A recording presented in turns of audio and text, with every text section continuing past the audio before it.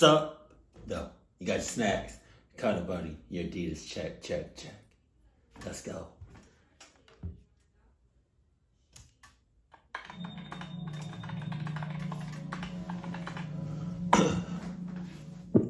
Noah. You sus. When I moved out of my parents' house and into my own apartment. If I walk into your bedroom and it looks like that, I'm going ahead and put you on the Cluck names list. That's ridiculous. I don't give a cluck. What you talking about? I had a lot of junk and stuff that I needed to get rid of. I never liked Craigslist because I always found it sketchy, especially at... You found Craigslist sketchy. Facebook Marketplace is not that much off. After hearing so many stories about it. So I listed a lot of my things on Facebook Marketplace. Things that wouldn't fit in my apartment and that my dad wanted out of the house. My weight set, some old childhood toys, book sets, and a whole bunch of other things. The weight set was what I listed for the most money. It had a barbell, a plate tree stand, and a bunch of plates. I was selling it for $340. The hell? Which I thought wasn't a bad deal. Surprisingly, I wasn't getting many bites. I'd have some people here and there message asking if it's still available, and then never message me again about it. Until a few days after posting it, a guy named Joe messaged me showing interest. His profile picture was pretty grainy, but it was a guy with a fishing hat on holding up a fish. His account info was private. I couldn't see how many friends he had or anything, only that we had 3 mutuals. All 3 of them were girls from my town. Wow. So, those 3 mutual friends, let them go. Cut them off. Cut your losses. They not good for you. They messing with Joe. Joe big-headed ass, cluck ass. The guy's last name was also the last name of a Joe I knew from my town who used to date a girl I was somewhat friendly with. So I right away assumed it was him, especially since I knew that guy liked to fish. After telling him it's still available, he said, "Great, when can I pick it up?" I was pleasantly surprised he didn't try to haggle the price down at all. I said I'm available any night after 7. He said he could come by tonight around 11 p.m. after work. God damn, that's late. I ain't never sold nothing off a marketplace, but I feel like that's late as shit. To sell something, to buy something, to pick something up, it's just, I feel like that's late. Especially because you don't 100% know this person. That's late. 11 o'clock? I said that's fine. A little late in my opinion, but if that's what worked for his schedule, it worked for me. Well, I guess that's better than between the hours of 2 a.m. and 3 a.m. Because if you tell me you're going to pick it up, I'm going to come by at 2 a.m. 3 a.m. Stop talking to me. Go ahead and get off of that. You fine. Go on Craigslist with that shit. I then decided to just be a little friendly and say, "Hey, you used to date Gina, right?" I'm pausing so much in this video, and it's like, I don't mean to pause. It's just, the cluck is you doing? Cluck you to the absolute most.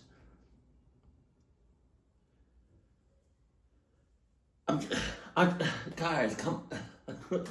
I saw the typing indicator in the chat for a second, but then it went away and he didn't reply.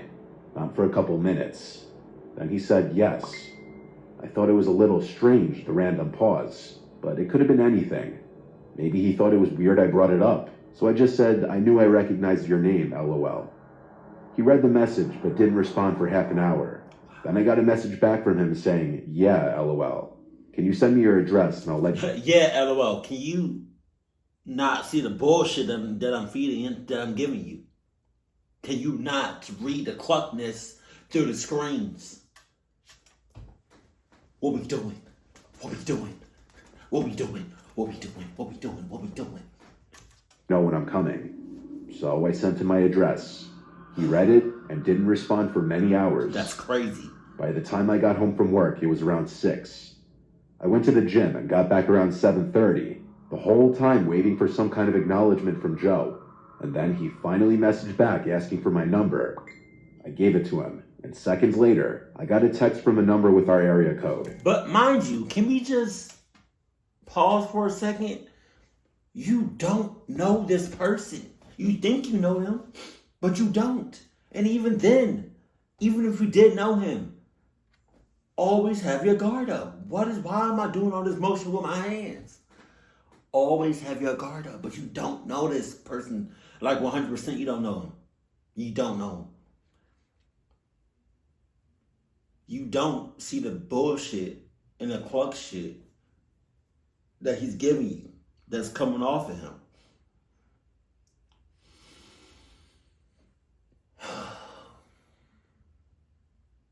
Relax. I have an iPhone, and when I texted him back, it was green. I sometimes will find that to be... That's another big ass, red ass flag. Cluck flag. You know how depressing and sad and a drag that is when you have an iPhone and you text somebody and your message goes to like a green bubble instead of a blue bubble? Like they'd be like, all right, just text me, give me your number. You text them, it turns to green. Oh my God. You know what? Don't even text me. Don't call me. Don't do nothing. I'm sorry I texted you. You should have told me that you had an Android, that you had nothing, that you had something but an iPhone. People that have phones that's not iPhones that be texting me and calling me.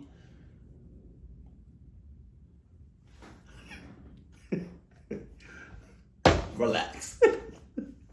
red flag and possibly scams, because most people I know have iPhones. But I wasn't thinking that way with this, because I knew this guy already. He said he'd be over in a few hours, and so I continued about my business. It was now around 11 o'clock, and I was waiting patiently for his text or call. I sent a follow-up saying, let me know when you're coming. It was around 11:30 that he texted me, I'm here, come out. I looked out the front window of my apartment, and I saw a dark-colored car out front in the street. I tried calling him so I could tell him that I need help bringing the weights outside. He rejected my call, and then he texted again, yo, come out. I texted back, I see you. You can come in. I just need help with the weights. There's a lot of them. He texted back, nah, gotta see if you're straight first. I had to process what the hell that even meant for a second. Bitch, you not straight. I don't even think you gay. I don't know what the hell, You like in that weird gray area. Like, you straight, but you gay. But it's like that weird, like little, you know what I mean?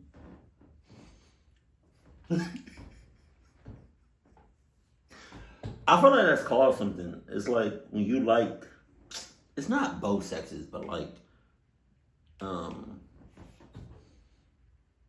what is it called when you don't need somebody to either have a baby or have sex to have a baby?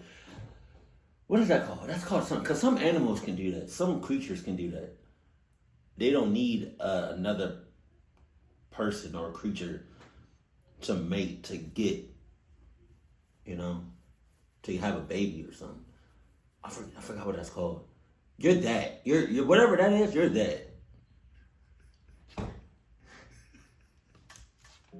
All I knew was this did not seem like the way this white as hell fishing dude would be texting. I tried calling one more time, and he denied the call again. Now I was suspicious. I decided to... Now?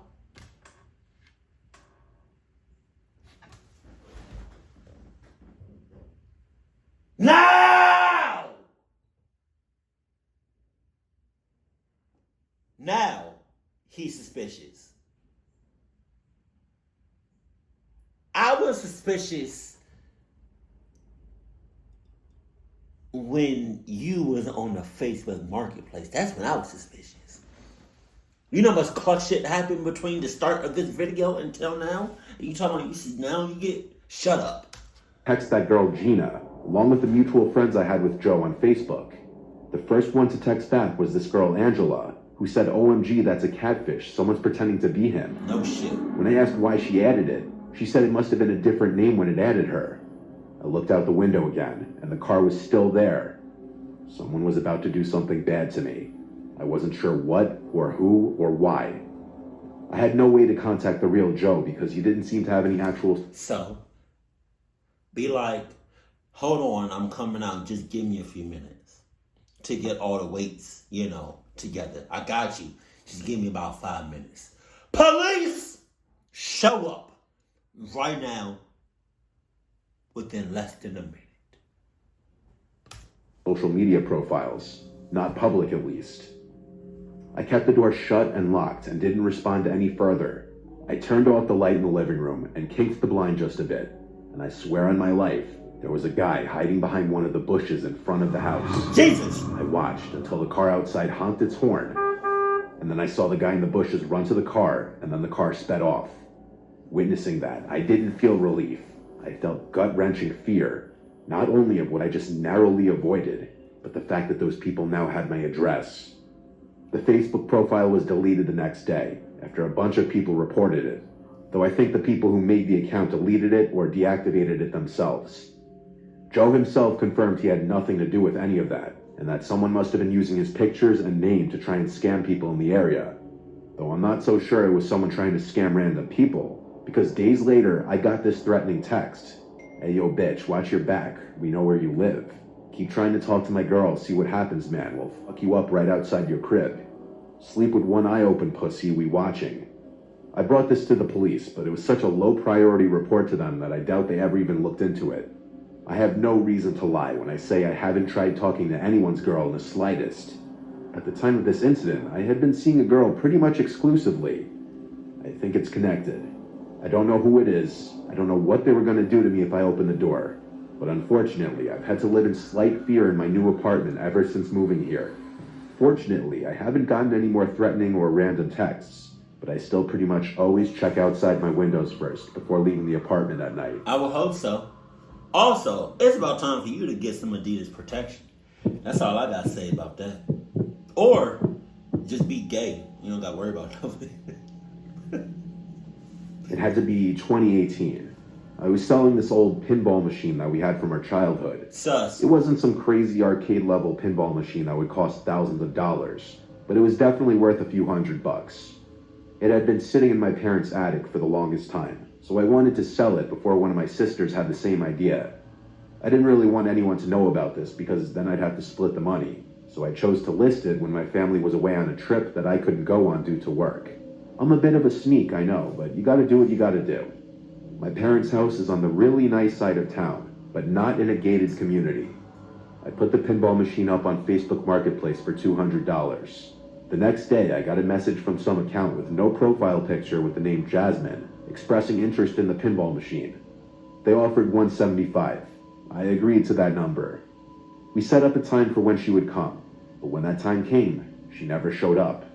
She messaged me saying, I'll be there soon, I'll be there soon. It was getting late now, and I had work the next day. I asked her if she would be here by 11 the latest. She said 11:30. What's up with all these meeting up mad late? Again, 11:30, 11 o'clock is not that bad considering that 2 a.m. and 3 a.m. and sometimes 4, is way worse. Is way worse than 11 o'clock. I asked if we could do this tomorrow instead, but she said she's already on her way. Wow. So I just stayed up a little later waiting. 11:45 rolls around, and she finally tells me that she's here. I went to the front door and saw there was a car up front. What I wasn't expecting was to see all 4 doors of the car opening and 4 people stepping out.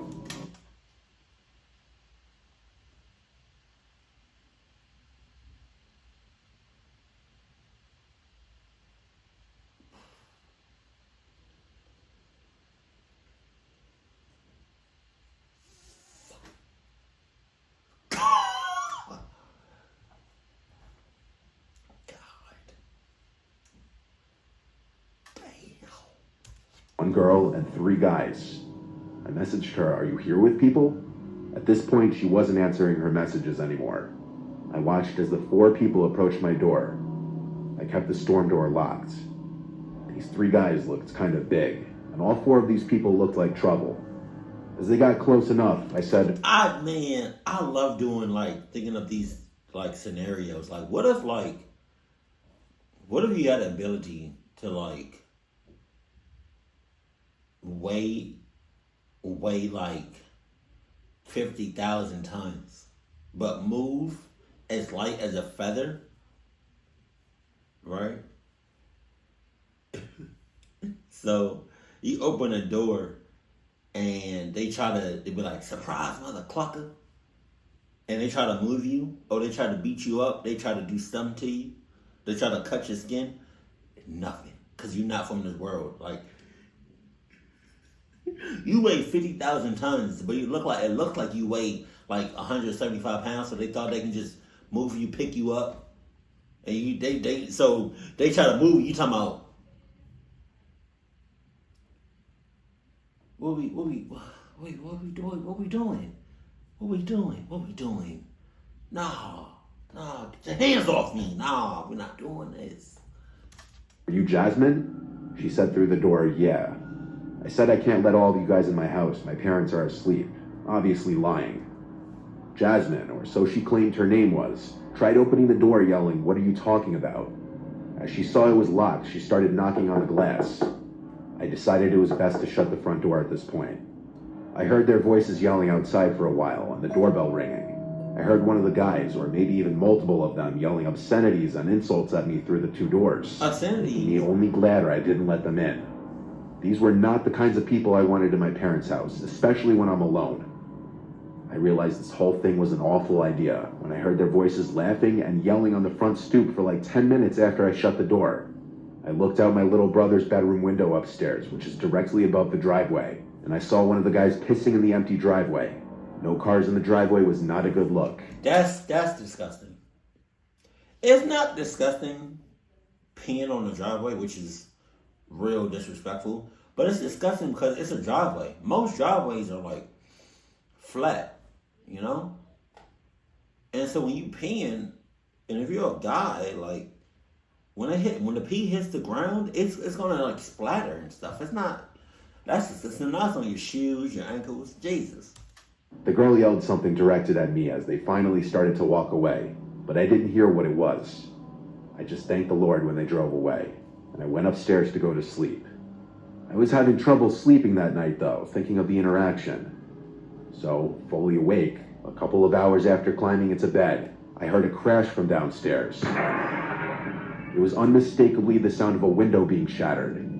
I sprang up, but right before sprinting to make sure the bedroom door was locked, I stopped myself and instead quietly got out of bed and tiptoed to the door. I had already locked it. I tiptoed back to my bed and had my phone in hand, ready to call 911. Call them already! For some stupid reason, I was waiting till I heard any other kind of sounds before dialing, and eventually, I heard the sound I needed to hear. Footsteps rapidly coming upstairs. So you waited to hear that sound instead of hearing a big-ass crash the first time you heard it. Okay. I dialed 911 as I felt like throwing up. The footsteps outside the room didn't even sound like they were trying to be quiet. I whispered the entire time I was on the line with the dispatcher. Time was moving in reverse. I hid literally under my bed as I listened to people ransacking the house. In reality, they were in and out in less than 5 minutes, way before the police actually showed up. The backyard window was shattered. Things were stolen from just about each room. Ironically, the pinball machine wasn't taken. What happened from there was I got a police report number. I made an appointment to see a couple detectives at the police station and shared with them all the details I had, including the Facebook account of the Jasmine girl. I fabricated the story a bit, saying someone in the house threatened me. My reasoning for this was I felt that this case would actually be taken seriously if I claimed I was threatened. To my surprise, they did take this seriously.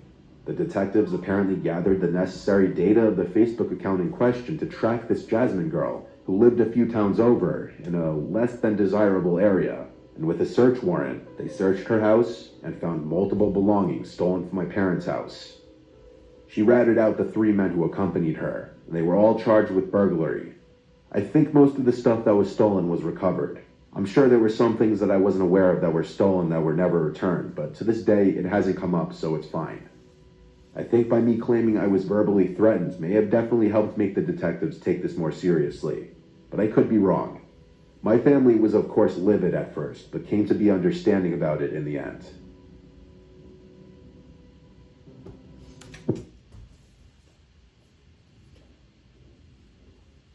As my offspring, child, whatever, if you tell me you're using Craigslist, Facebook Marketplace, eBay, right? And you told me somebody broke in after you sent some random people your address, I'll be livid, mad as hell, for all of eternity. Yup. Natty Matt. Ain't no way that's a real name.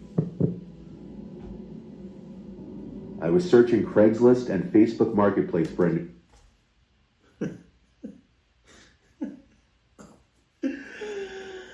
Oh, phone. This was a long time ago, so it had to be like an iPhone 7 or something. oh, Jesus. Phone still had the home buttons back then. Oh, man.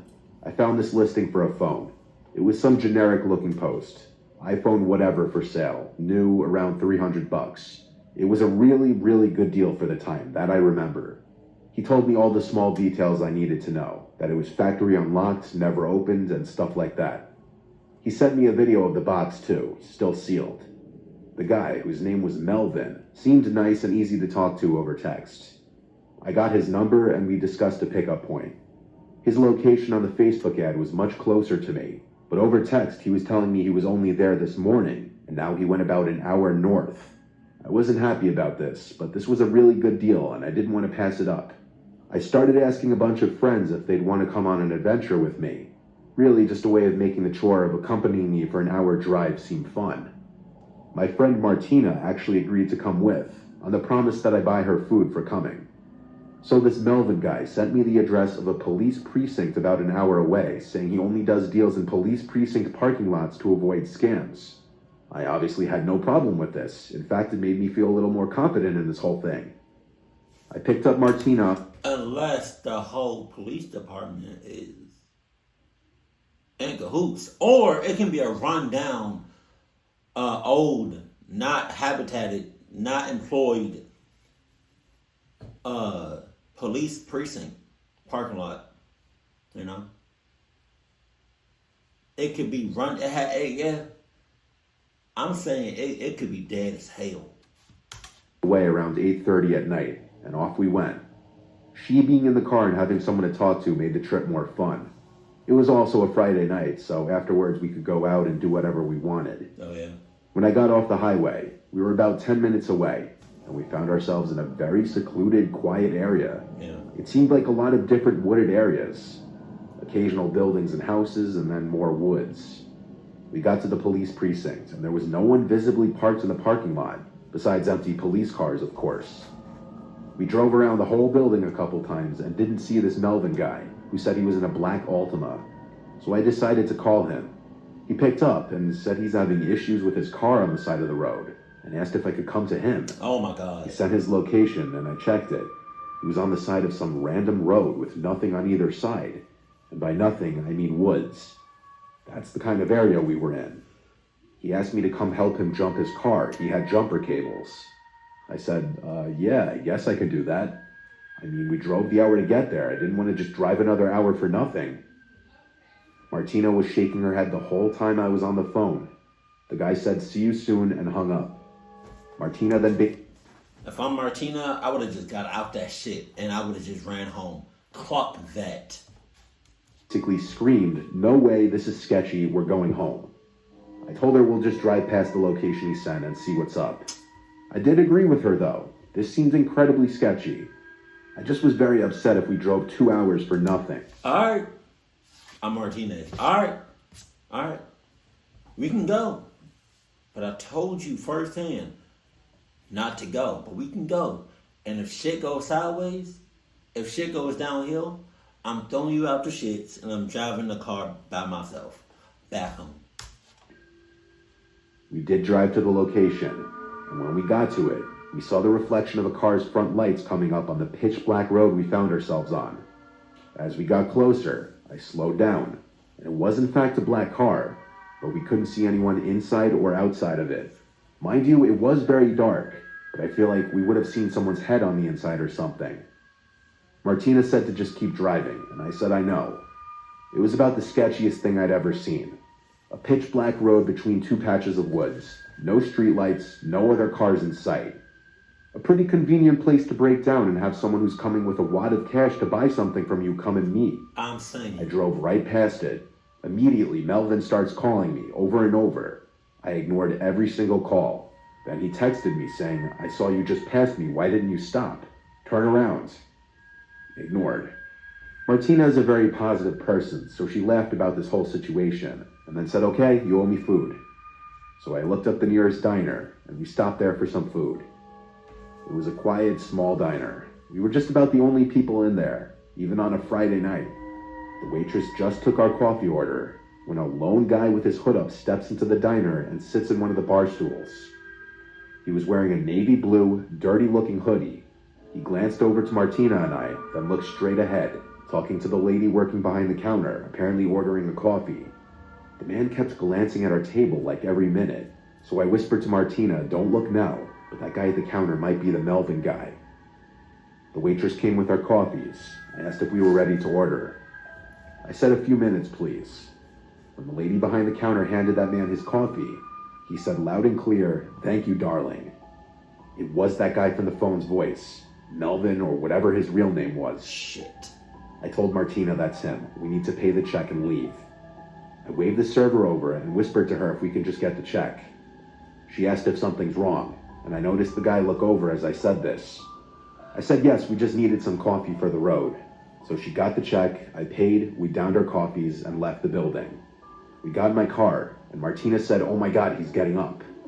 I looked into the diner and saw that guy leaving towards the door. As quickly as possible, I drove us out of that parking lot and sped down the road. And yes, we noticed a black car in the parking lot that could have been the one that we saw on the side of the road. I was driving too fast for him to have caught up. We got back on the highway, and I was flying for a while, until I got a low tire pressure light come on. I knew instantly he slashed my tire. Damn. The PSI was going down fast, so to avoid damage, I pulled to the side of the highway and parked it. I went out to confirm that my tire was slashed. I had to replace the tire with the spare, which took about 15 minutes. The whole thing was a disaster, and if you're wondering, yes, I still got Martina dinner that night. What? Now Martina and I look at it as a crazy story that we can look back on and tell people. It's absolutely horrifying, though, how close we were to walking into a trap. I'm not saying this, but I'm also not saying this. The one that gave you the coffee could have been in cahoots. Just, hey, when you find yourself in a clutch situation, 9 times you just gotta, everybody's a suspect. I don't give a fuck what you talking about. Also, out of everybody, Martinez was the only one that had her head on straight. Cluck everybody else. Everybody dumbasses. Keep it cool, keep it classy, and I love you. Stay happy. My family.